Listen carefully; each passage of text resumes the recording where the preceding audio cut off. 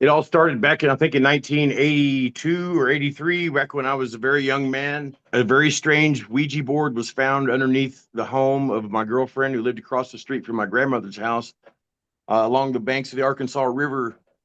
Grandma's land went all the way to the river. So depending on whether the river was up or down, her land extended all the way there. So it was pretty cool property.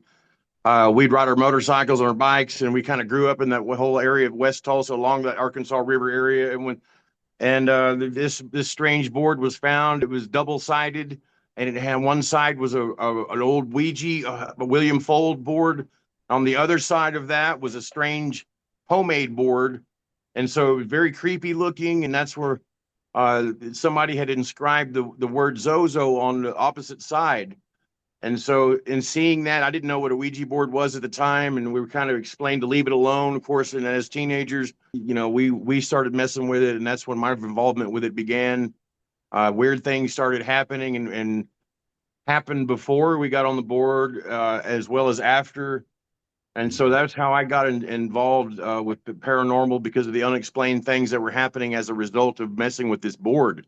And Mhm. it was found next to the board was surrounded by jars of preserved blackbirds that were in old lightning jars that were used in canning and in storage.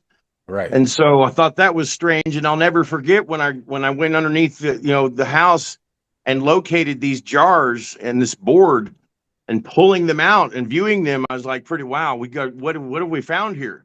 But I Mhm. remember looking at the jars were covered with a white substance, and I don't know what that substance was, if it was some kind of protective agent or what, but it was white and chalky and greasy, and it got all over me. And I remember trying to wipe it off with a towel and looking, and I didn't know what was in those jars, but I remember wiping away that white substance Mhm. and seeing that it was a very well preserved blackbird.